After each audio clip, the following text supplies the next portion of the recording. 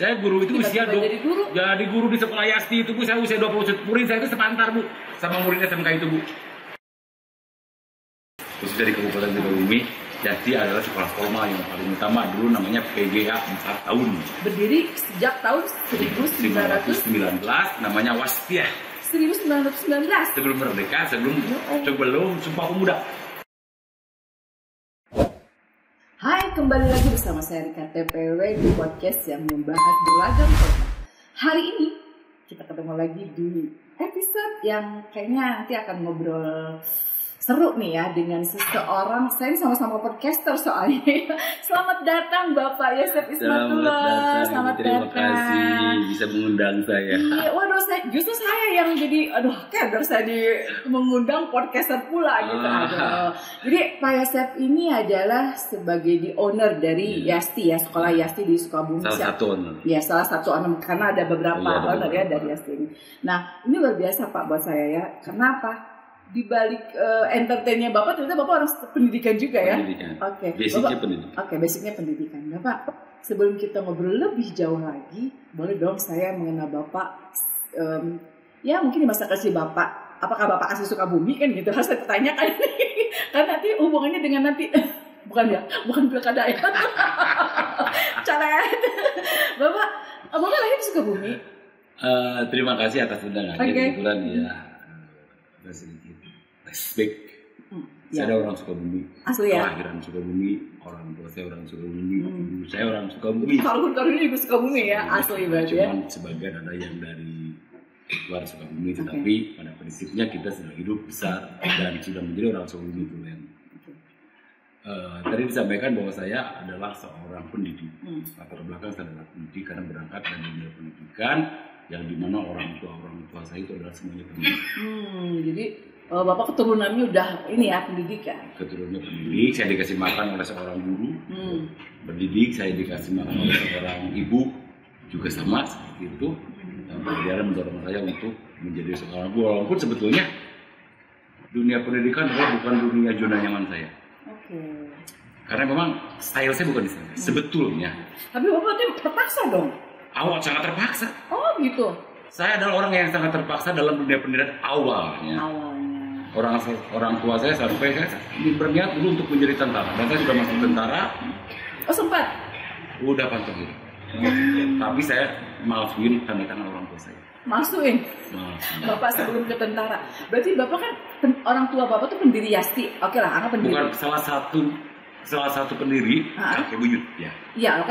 Ya berarti kan ada keturunan pendiri Yasti. Nah, Bapak sekolah di sana dong, tentunya. SD, SMP, SMA. Iya, betul. Dan memang Yasti itu SD, SMP, SMA ya? SMP, SMA. Oh, SMP, SMA. Bapak sekolah di sana, keluaran dari sana, terus akhirnya Bapak memilih cita-cita menjadi tentara. Karena ada Bapak daftar. Ya, daftar. Waktu itu setelah kuliah ya. Saya daftar di waktu itu S1 saya udah beres, saya daftar. Ya kalau mungkin kalau dilanjutin sekarang sudah kolonel mungkin ya. Gitu. Kenapa alasannya? Orang tua saya tidak mengizinkan saya untuk menjadi tentara karena style kamu style penjahat itu. Bukan kamu bukan penjahat. Kalau kamu masuk di dunia itu maka zona nyaman kamu hilang. Ya Allah. Orang tua saya takut karena saya itu orang yang paling nyeleneh di keluarga saya itu. Orang yang paling operatif. Orang yang paling aneh. Berapa bersaudara? Saya 3 bersaudara. 3 bersaudara. Kebetulan 2 tahun yang lalu kakak saya keluar sampai ibu saya meninggal kena COVID. COVID kemarin itu? Ya, tiganya sekaligus. Hah? Dalam 20 hari, 3. Ya Allah, itu dengan COVID? Betul. Ya Allah, jadi Bapak sendiri dong sekarang? Ada satu adik saya. Oh ya Allah, begitu kecil. Terus dari situ? Kita dari belakang ya. Saya adalah seorang anak dari keluarga yang cukup sederhana. Karena memang keluarga pendidik itu tidak ada yang kaya. Ya walaupun mohon maaf dari keturunan ibu saya itu adalah orang kaya. Tapi kan tidak menjamin anaknya dikawin sama orang kaya dong, gitu kan? Tidak. Ya karena memang papa saya itu adalah orang yang sederhana karena seorang guru, seorang ustadz, seorang kiai kayak gitu kan, itu berbeda. Beda dengan ibu saya. Ibu saya itu adalah seorang pengusaha. Seorang pengusaha otomatis dinikahin sama ibu saya, nikahnya itu di usia sangat jauh sekali. Antara ibu dan bapak ini? Jauh banget. Jadi lebih tua? Bapak banget, jauh banget. Oh, jadi ibu masih muda. Ibu itu dinikahin kelas 2 SMP. Hah? Zaman dulu gitu ya? Kenapa ya? Kelas 2 SMP dinikahin sama bapak saya karena bapak saya adalah gurunya. waktu sekolah. Coba kalau kejadian itu di hari ini ya udah ramai tuh. Ya, ramai. Dunia persilatannya udah lain. Iya, udah beda. Terlahirlah 3 bersaudara, kata yang perempuan. Terus saya kedua adalah adik saya. Ketiga karakter yang berbeda. Saya adalah dilahirkan sebagai orang yang berkarakter pemberontak dari awal. Iya, makanya bapak nggak pernah almarhum orang tua tidak menuntut karena itu mungkin. Karena memang saya itu lebih sangat di instan dalam perhatiannya. Sampai saya lulus SD itu pesantren. Oke, sakingku. Pesantren itu 6 tahun. 6 tahun. SD. Dari keluar SD sampai keluar SMA. Oh iya. Pesantren. Itu saya ditopang dunia itulah sehingga memang dunia bina otak saya itu sedikit mengurang. Udah ke-brainwash sama karena memang saya kalau udah dimasuki pesantren kan berbeda ya. Iya, benar. Dengan saya di luar. Iya. Tetapi selama saya hidup sampai hari ini ya mohon maaf habis minimal saya belum kena narkoba. Jangankan narkoba, bir pun saya tidak tahu sampai hari ini rasanya seperti apa. Jadi nakal bapak lebih kepada nakal ini berantem. Berantem. Saya tersuku. Oh gitu. Iya. Berantem saya Bu.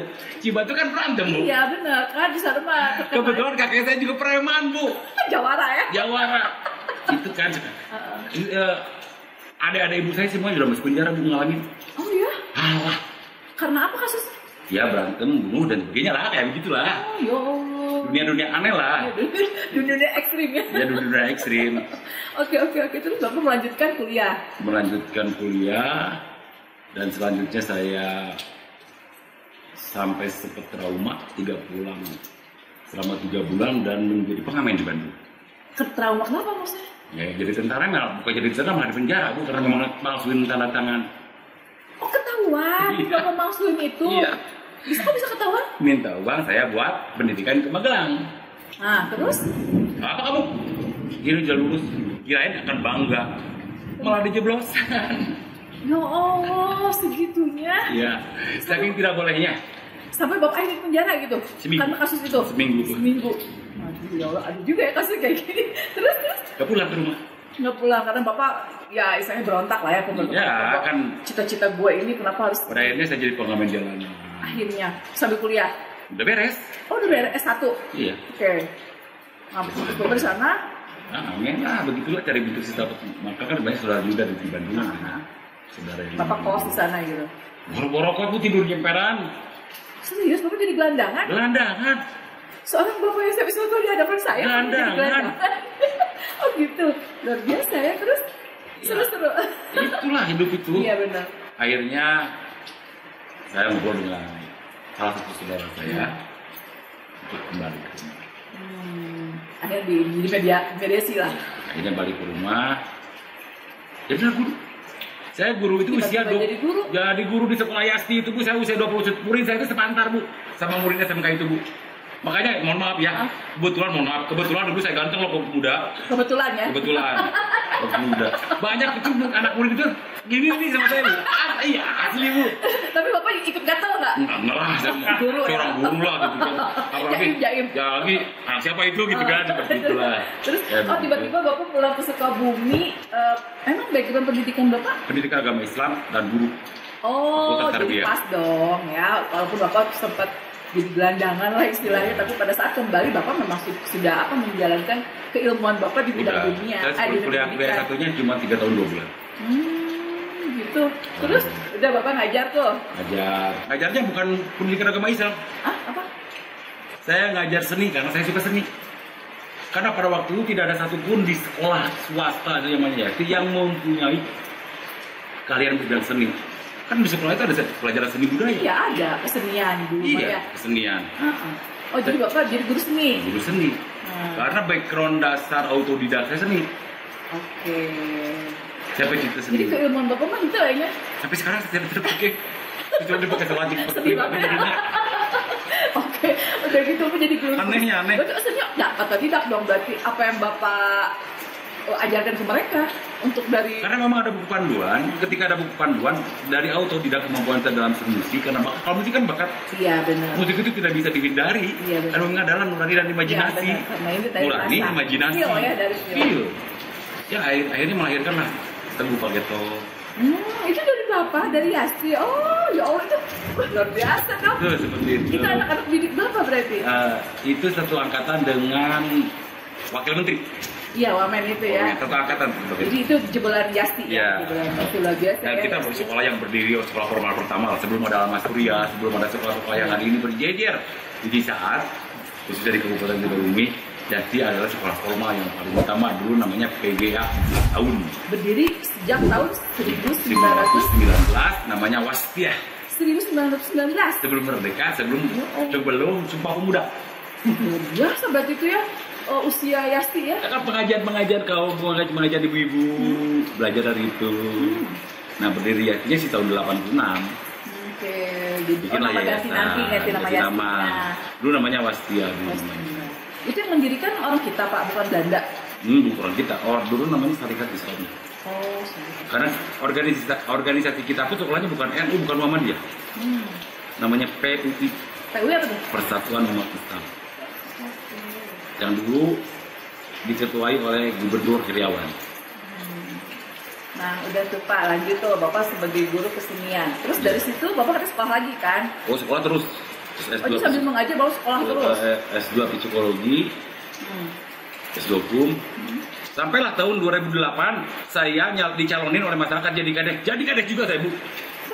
Ya Allah, nana-nana ya. Bingung kan? Saya juga sendiri orang yang mengalami hidup, saya bingung. Kok bisa jadi kades? Tapi saya kades yang memberikan warna sampai hari ini lahirnya Alokasi Dana Desa, karena adalah salah satu orang yang paling getol demo di Jakarta untuk menghasilkan kesejahteraan desa. Yang Bapak tergabung dengan Abdesi kah? Saya Sekjen Abdesi. Oke. Dan selanjutnya di pusat saya wakil ketua 4. Di provinsi saya wakil ketua. Itu tahun berapa? 2008 sampai 2012. Bapak jadi meninggalkan ini dong dunia pendidikan. Saya mengajar. Oh, jadi Bapak double job. Ya Allah, Bapak maruk amat. Bukan maruk amat. Saya bilang ketika kita punya jabatan itu dibatasi waktu. Dan itu emang diperbolehkan? Boleh gak boleh. Lah, iya dong. Kan Bapak berarti nggak. Luas butuh, Bu. Hah? Luas butuh 5 tahun. Oke. Jadi Bapak sambil menjabat sebagai. Saya mengajar cuma Sabtu aja. Kepala desa, tapi Bapak juga mengajar. Karena itu lebih ke guru ini kali ya, apa namanya? Bukan guru tetap jadinya kan? Enggak. Tetap sekolah di sekolah sendiri. Ya nggak gitu juga kali cuma ini Bapak gimana? Jadi banyak di sekolah sendiri tetap lah. Gue yang punya, gue rumah gue, luar biasa.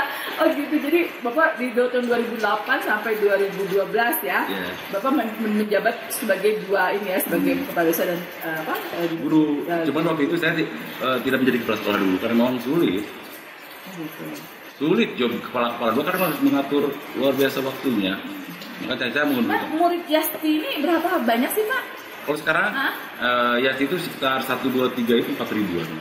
4.000 siswa. Kurang lebih ya. Sehingga itu cerita itu masalahnya. Iya.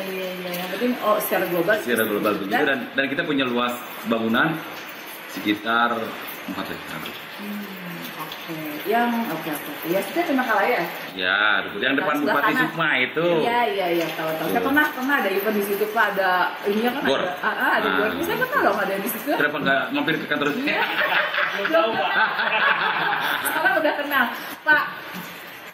Bapak kan begitu banyak talent Bapak pada diri Bapak itu kan yang tadi saya tahu kan Bapak senang musik. Apa suka ya? Atau hobi atau memang ini aja dia pelengkap penderita atau kan Bapak saya kembalikan dulu saya adalah seorang yang suka musik karena saya main band juga. Oh, dulu band. Bapak punya band. Dulu pemain band juga cuman band apa namanya? Kalau dulu band namanya lupa lagi saya. Band kaprat. Saya waktu itu kalau nggak salah saya akan pegang bass. Itu. Tapi sempat terkenal bandnya? Enggak lah, itu mau terkenal susah banget. Iseng-iseng aja. Iya. Waktu itu pun terkenal Bu, kita punya uang berapa? Oke. Enggak minimal manggung di 17 Agustus. Ya, kalau manggung gitu mah di mana-mana. Oke. Jadi Bapak sempat manggung itu juga. Ya. Jadi pokoknya gini deh saya melihat perjalanan Bapak begitu indah. Complicated. Pasarnya dari mulai dari gelandangan sampai Bapak sekarang hari ini luar biasa ya Pak. Nah, setelah itu Bapak sampai sekolah sampai S3 katanya. Sampai S3. Itu ngambil apa terakhir S3? Hukum. Hukum. Dan katanya Bapak pernah juga jadi advokat nama-nama sekali. Itu gimana ceritanya tiba-tiba Bapak jadi advokat juga ini? Saya itu adalah setelah dari desa dong? Setelah jadi kades? Setelah. Itu orang yang paling nggak senang melihat orang terbunuh karakternya karena ketidaktahuan dalam hukum. Saya terzolimi lah. Kalau terdahulu terlalu ekstrim. Orang yang tidak tahu saja. Iya. Orang awam. Sehingga dibodohi orang-orang yang pembodohan ya, pembodohan. Tugas saya hari ini bukan untuk mencari penghidupan dan kehidupan desa, tapi untuk mencerahkan pemikiran orang yang tidak memahami tentang konstruksi hukum. Karena kita paham bahwa hukum di Indonesia adalah hukum positif.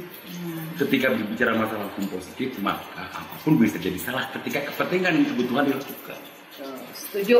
Sehingga ketika saya hadir di sini, maka saya lebih ke konsultasi, bukan ke advokasi. Ya, lebih ke konsultasi. Lebih ke konseling mungkin ya. Lebih ke konseling. Saya menemukan hal permasalahan ini, maka jawabannya adalah ini.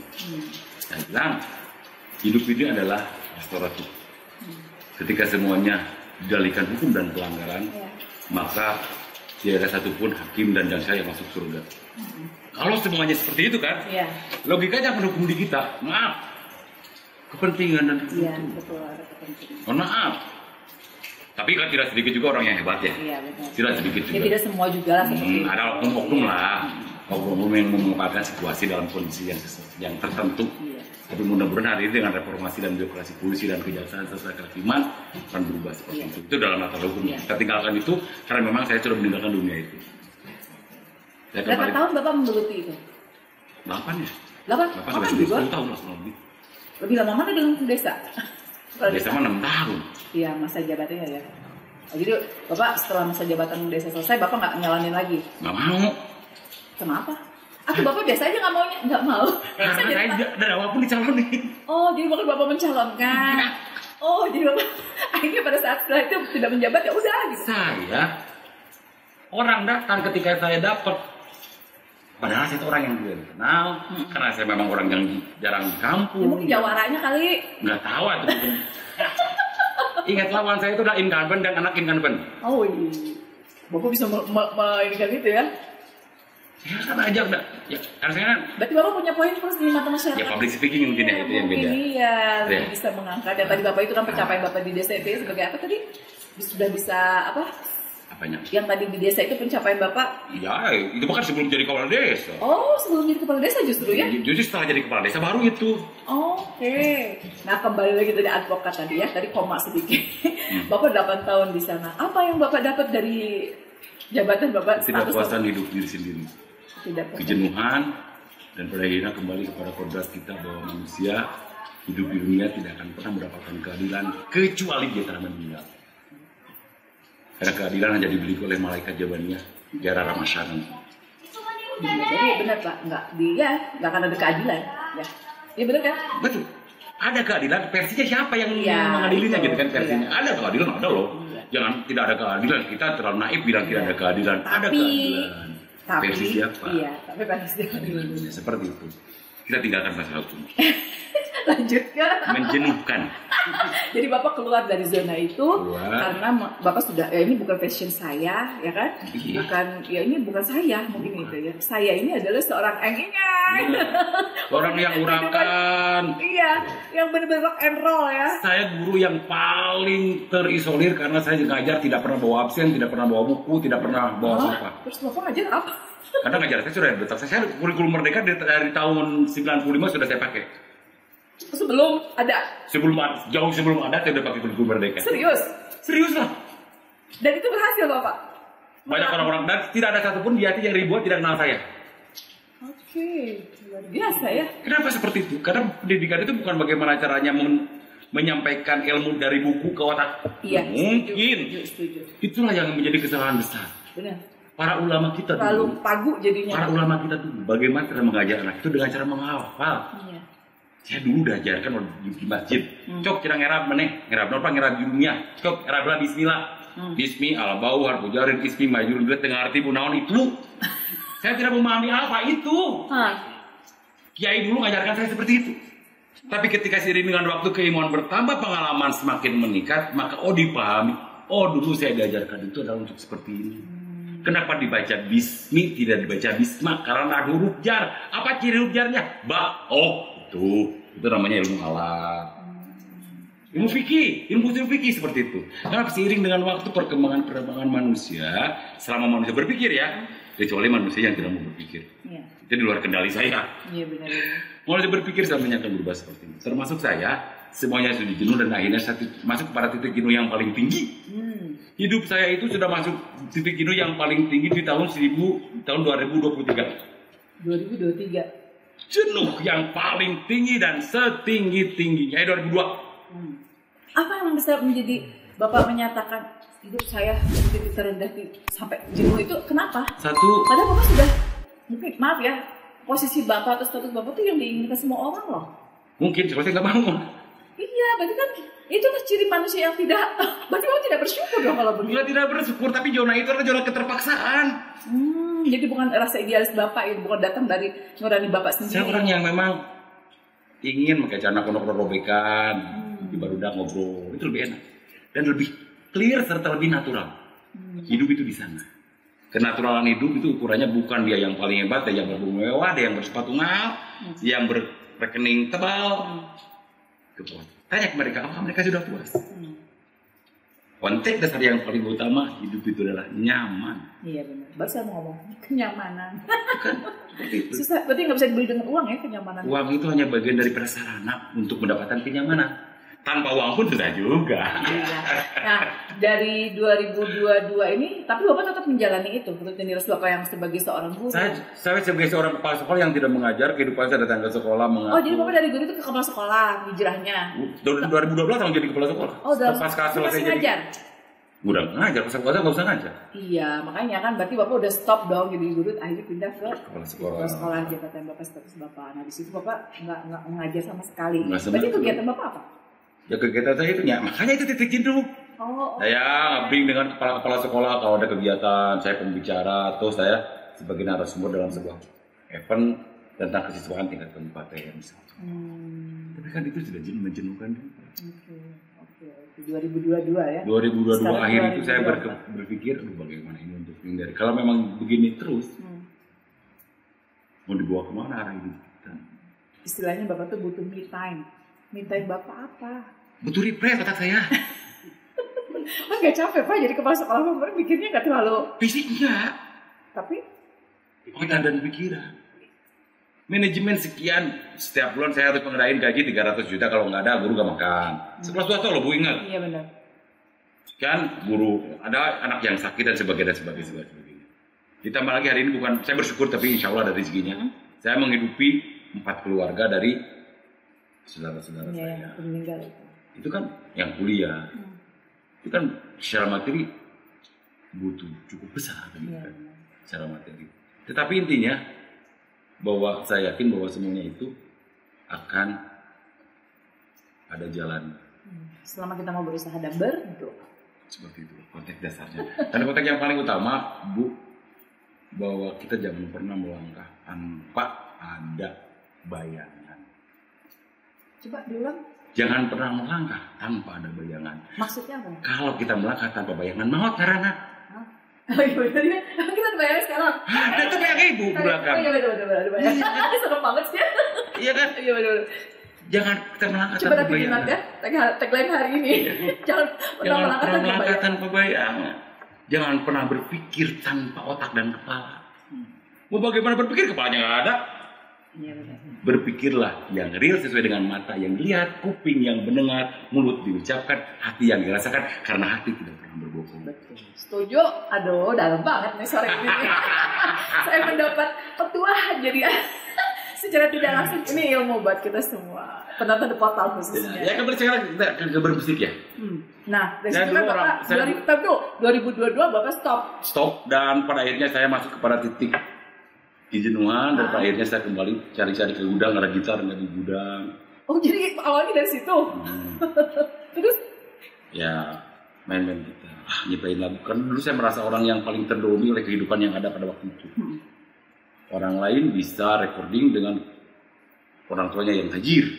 Karena recording waktu itu hal yang mahal Bu. Iya benar. Recording tahun 96. Harus ngeluaran berapa puluh juta, karena 10 juta pada waktu itu ya. Pada waktu kalau itu. sekarang 100 juta.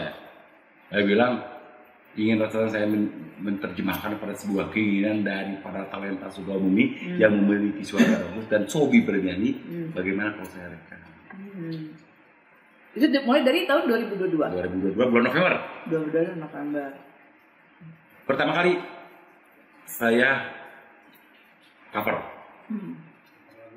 Ternyata di lagu cover gitu-gitu aja ya. Siapa yang ini? Yang apa? Yang apa penyanyinya?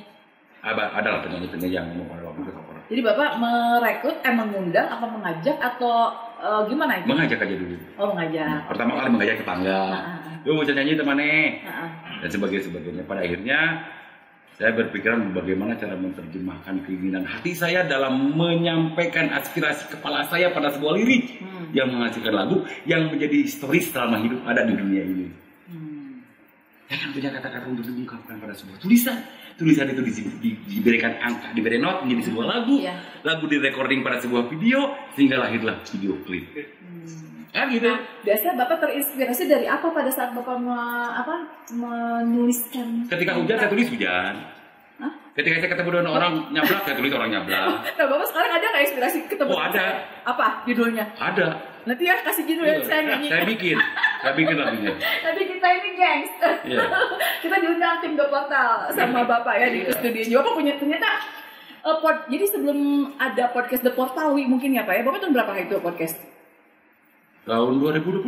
Oh, berarti udah lama juga ya? Nah, cuma saya nggak jalan. Sayang banget sih Bapak. Karena lebih ke konsentrasi di musik. Oh, oke. Jadi Bapak meninggalkan podcast tapi ya itu tadi Ya karya-karya saya bisa dilihat di Z Music Production. Z nanti ada ya di sini ya. Karya-karya saya walaupun tidak bagus, tapi minimal itu bisa menerjemahkan sebuah impian dan hayalan bagi talenta-talenta Sukabumi yang mau berkarya dalam dunia musik. Yang paling utama mau menghistoriskan kehidupannya bernyanyi pada sebuah karya selama YouTube masih ada melengit gitu kan. Bapak di sini banyak talent loh sebenarnya. Ya. Ini suka nyanyi, ini hobi nyanyi, ini hobi ke club, hobi karaoke. Jadi di sini banyak Pak talentnya. Jadi nanti kita undang ya. Boleh. Kita rekaman di sana guys. Boleh. Nah Pak, bicara tadi ya dari 22 Bapak meninggalkan itu akhirnya Bapak hijrah ke dunia musik. Sudah berapa album yang Bapak buat? Apa itu album Bapak istilahnya? Saya single ya karena memang single. Tapi satu orang bisa gabung single. Hah? Satu album? Karena saya bisa nyiptain lagu dalam 1 minggu 3. Ini Bapak doyan apa gimana? Inspirasinya cepet. Oh itu Pak, dengerin Pak. Orang mencari inspirasi lagu itu ya, biasanya ada jeda waktu Pak. Karena hari ini kecerdasannya tidak diukur dengan kepala, tapi kecerdasan diukur dengan teknologi. Oke. Betul kah? Cakep. Kalau manusia mengukur kecerdasan hanya di kepala saja, itu ada tahun 2011. Sebelum 2010. Sebelum 2010. Sekarang kecerdasan manusia dari kepala diukur dengan teknologi yang ada pada hari ini, kemanfaatan teknologi yang diciptakan oleh Yahudi nih. Bagaimana kita mencari sisi positif dari teknologi ini untuk mengembangkan kemampuan kita yang pada akhirnya kalaupun insya Allah menjadi cuan lah kan gitu logikanya. Goalnya di situ ya. Goalnya seperti itu. Nanti kita bisa lihat dong Pak hasil karya Bapak untuk musik ya. Iya. Nanti di apa tadi channel apa? Jos Music Production. Jos Music Production. Nanti tolong di note ya The Portal. Biar kita nanti sharing ini juga ya, ilmu juga ya Pak ya. Ya nanti ketika kan di sini juga kalau nggak mungkin bikin studio. Iya. Studio musik. Gitu. Kita bantu. Iya. Bapak lebih kesulitan mana sih musik dengan podcast? Kalau podcast kita harus cari inspirasi bagaimana mendapatkan ide untuk mendatangkan tamu, bagaimana ngecebrok gitu kan. Berarti tingkat kesulitan dari podcast ini lebih tinggi lebih pintar. Secara apa? Secara apa ini ya? Secara lahiriah. Tetapi imajinasinya tidak jauh karena lagu dengan podcast itu adalah sama-sama menguntai kata pada sebuah cerita. Lagu disampaikan pada sebuah cerita dengan tulisan, lahirlah lagu. Podcast otak kita disampaikan pada sebuah cerita, lahirlah tanya jawab. Sama aja kondisinya. Iya, makanya tadi aja Bapak, ini kita belum kenal Pak, ya kan? Bapak narasumber yang ya istilahnya kita saling ini ya Pak ya. Dan tiba-tiba datang dan tiba-tiba saya nggak tahu Bapak gitu. Tapi akhirnya ya udah, itu tadi benar kata Bapak. Semua itu karena hidup ini berawal dari ketidaktahuan. Betul. Jangan pernah kita berpikir bahwa hidup itu harus tahu dulu. Hidup itu yang hebat ketika kita tidak tahu dulu, baru hebat. Kalau udah tahu nggak hebat. Orang kaya, warisan, hebat tuh? Enggak. Orang kaya hasil usaha sendiri, itu yang hebat. Betul, setuju. Iya kan itu logikanya. Pak, ini pertanyaan dari saya nih buat Bapak. Saya kan, kalau saya pertanyaan yang spesifik kayaknya banyak ya Pak ya itemnya, karena dari mulai Bapak seorang jawara, kepala desa. Enggak, saya bukan jawara. Mana? Nah, Pak, namanya gelandangan tuh jawara loh, berarti kan kuat di jalanan. Bapak udah kuat, ya kan itu berapa tahun waktu itu jadi gelandangan? 3 bulan. Oh, 3 bulan, ya lama ya. Udah gak kuat banget 3 bulan juga. Nyerah gitu ya. Kita bantuannya. Biasa saya hidup di pesantren gitu kan, gelandangan anjir. Batu Marabo kurang lompat masih sholat rumah. Bapak, apa sih yang Bapak bisa petik dari perjalanan hidup Bapak ya, dari nol, dari Bapak memulai karir Bapak sampai Bapak keluar dari zona nyaman dan sampai hari ini, apa sih yang Bapak bisa petik dari? Jangan berhayal dari sebuah cita-cita yang nggak mungkin. Jangan berhayal dari sebuah cita-cita yang nggak mungkin. Dari sebuah cita-cita yang nggak mungkin. Karena kita harus berhayal dari sesuatu yang mungkin. Contoh? Saya, ibu akan menjadi seorang podcaster yang hebat karena ibu jalani. Itu mungkin. Hayalan ibu menjadi seorang podcaster yang hebat, mungkin karena ibu jalani. Okay. Tapi ketika ibu, saya berhayal ingin jadi presiden, mungkin nggak? Iya. Iya. Kalau sudah takdirnya gimana? Ya kemungkinan itu antara iya dan tidak. Iya. Bukan masalah jadi takdir dan sebagainya. Apa yang dijalani ini, itulah yang akan menjadi buah bagi kita. Oke lah, ibu podcast karena sebagai bagian daripada hobi ibu mendatangkan orang-orang, menginformasikan kepada masyarakat. Saya yakin ibu belum menghasilkan cuan dari itu. Saya tahu. Saya itu berjuang. Jangan begitu. Kode keras nih. Saya itu berjuang. Dan Bapak mantau ya. Mantau, saya baca berapa subscribernya, saya berapa penontonnya. Saya lihat karena saya mengalami di posisi itu. Ya karena usia kita ini belum sampai 1 tahun. Lagian sekarang itu podcastnya itu sulit untuk monet. Iya benar. Beda dengan dulu. Tapi kita udah ya. Udah alhamdulillah Pak, dalam waktu 3 bulan kita ya? Ya. 3 bulan. Nggak nyampaikan dia pengambilan 1.700.000 nak.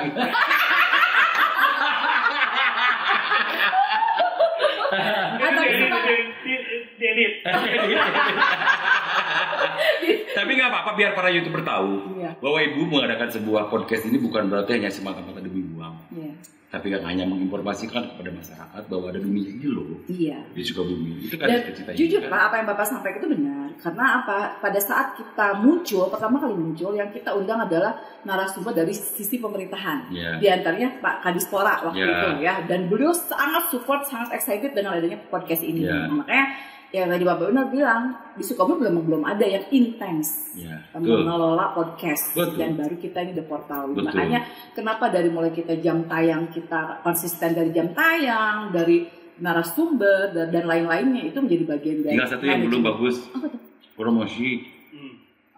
Itu jadi kritik membangun buat kita. Begini Bu, sehebat apapun apa yang kita lakukan, tanpa orang mengetahui, maka itu menjadi mimpi kosong. Bapak bantu promosi kita ya? Oh iya. Siswa Bapak kan 4.000 sekian ya kan? Tapi 2 orang tuanya udah 8.000 ya. Yang kali subscriber berapa? Saya aja belum pernah minta ke mereka subscriber. Saya aja belum pernah minta ke mereka. Jadi kita mohon bantuan Bapak support dari sisi lain-lainnya deh. Ya nantilah kita bisa bicarakan hal-hal dengan seperti itu, karena memang hidup ini bagian dari sebuah perjuangan yang harus saling topang. Orang hebat tanpa topangan. Orang nggak bisa naik ke atas genting tanpa teraji. Maka teraji adalah topangan. Walaupun dia benda mati, tapi dia mampu membuat, apalagi kita manusia. Di mana manusia itu harus saling menopang untuk mencapai sebuah tujuan yang sama. Baik tujuan kehidupan di dunia maupun tujuan kehidupan setelah itu. Yang kedua, di dunia itu banyak cabangnya. Cabang kermuli rokok, cabang kermuli kopi, kan banyak. Itu betul. Serius. Itu kan seperti itulah. Apa yang saya lakukan hari ini semata-mata hanya demi ingin sama dengan ibu, cita-citanya mengangkat Sukabumi yang lebih bisa itu tujuan kita. Bahwa kedepannya bukan tidak mungkin kita mendatangkan atau kita datang survei langsung ke lokasi. Misalkan kita gerbek Jos sama podcastnya ibu datang ke suatu tempat, di mana tempat itu untuk menyampaikan bahwa Sukabumi punya ini loh. Iya. Ya terus mengingat gini Pak, Sukabumi itu kalau sudah mau masuk Cibadak, sudah mau lewat, udah semua tuh sudah sangat menunjang lah untuk kita berkreasi. Punya orang kata kamar presiden. Ya inilah sekarang. Oh yes, saya mah beberapa. Enggak begini loh, logikanya. Ada pertanyaan besar dalam hidup saya kemarin sebelum Pak Jokowi jadi presiden. Mungkinkah Sukabumi ini menjadi kota mati? Sempat saya ketakutan itu. Dan itu terjadi mungkin. Iya. Mungkin loh. Sehingga keputusannya yang luar biasa dari salah satu pejabat kita untuk membuka jalan tol ke kita. Yang walaupun jalan tol Sukabumi termahal loh. Iya benar, termahal. Kenapa termahal? Cigobong sana aja. Jangan. Gila. Makanya tolnya juga mahal banget. Iya, makanya tolnya juga mahal banget. Nggak apa-apa lah daripada kita tadi solir. Iya benar lah, daripada terus double track kan benar ya Pak ya, daripada kita jadi kota mati. Iya, daripada kan kota lebih mati. baik ya ini kita sekarang. Kota mati ya hidup. Nah makanya dari SDM-nya sendiri, dari masyarakatnya sendiri ya kita harus seperti ini Pak. Apa yang kita bisa perbuat? Saya bukan bidang, saya bukan UMKM. Ya kan, bidang saya broadcast, ya udah kita jalanin ini. Begitu pun Bapak, ya kan sama lah. Sebetulnya Sukabumi itu orang-orang hebat termasuk ibu di dalamnya ya. Iya betul. Bapak cuman juga. Kesempatan aja yang memang sulit untuk didapatkan di Sukabumi. Ada apa berarti? Ada sebuah hijab yang harus kita gembur bersama. Atau hijab beton yang cukup kuat, di mana beton itu kita akan tumbuh bersama-sama untuk memudahkan anak cucu kita untuk masuk melewati. Oke. Itu. Iya. Luar biasa. Ibu dengan saya tugasnya. Ayo. Kan kita masih sebentar lagi. Iya. Iya Pak benar. Biarkan anak-anak kita nanti yang menikmati Ya, itu. generasi kita ya. Iya. Kalau nggak ada yang mendobrak, siapa yang akan menobrak? Mohon maaf dengan sebesar-besarnya kepada hari ini para pejabat-pejabat. Iya.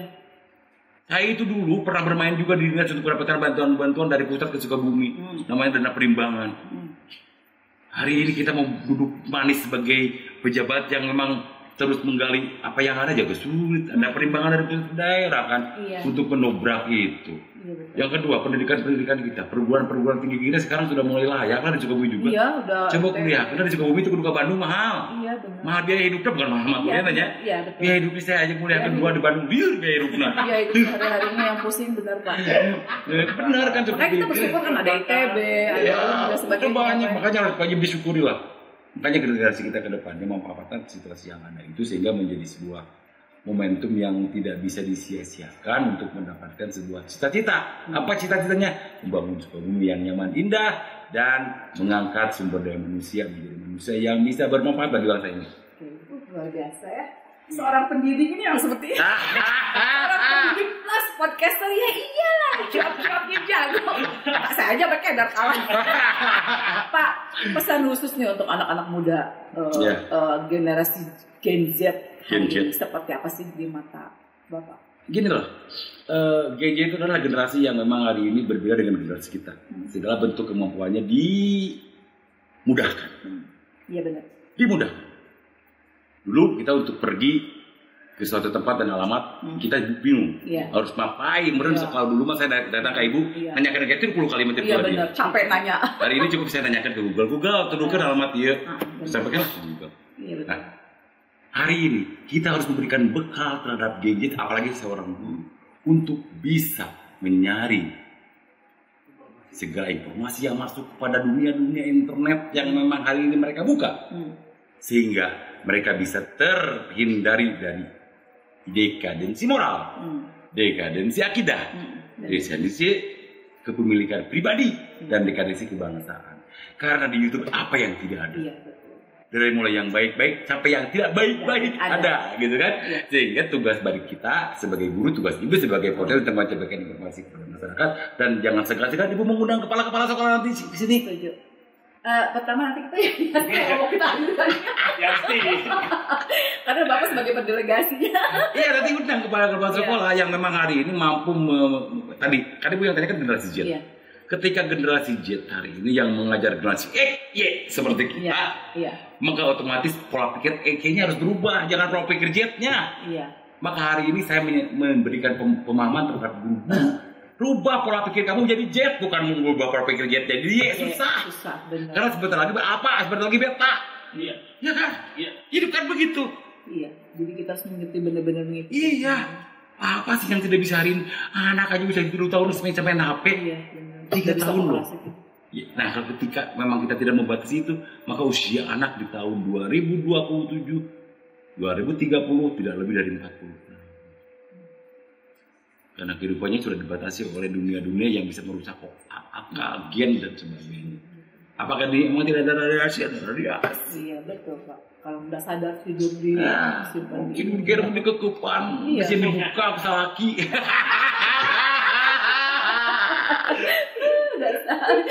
Ya oke Bapak, seru sekali ya ngobrol bareng sama Bapak. Pak, mungkin kita sudah doakan. Kita sekali-kali nanti kita main ke ini. Boleh. Di sana dengan narasumbernya ketua kepala saya. Ya, boleh. Oke, Adil ya. Boleh. Nanti kita jadwalkan. Saya punya kepala sekolah SMK yang baru, dia adalah mantan manajer salah satu bank. Dan dia inovatif dalam berpikir bagaimana cara mengembangkan dunia-dunia kewirausahaan. Ini penting loh bagi generasi Z. Karena hari ini kita jangan berpikir bekerja untuk menaikkan sekolah, ada gawe di pabrik anjir. Asal pohon hirup teh. Cetek gitu ya, banget. Iya kan? Hari ini bagaimana caranya kita memberikan sebuah penjelasan keilmuan dan memberikan pemahaman tentang kewirausahaan. Bukan bagaimana cara kita bekerja, tapi harus berubah. Bagaimana caranya kita memiliki pekerjaan. Betul. Skill yang kita ini. Di kampung saya Bu, kalau Ibu lihat zona di YouTube, ada jual beli polsok. Di Indonesia yang berwarna hijau, 1 Cirebon karena pabrikan, 2 Sukabumi itu adalah kampung saya. Cibatu itu. Di saya itu Bu, anak-anak kecilnya sudah punya toko 10-20.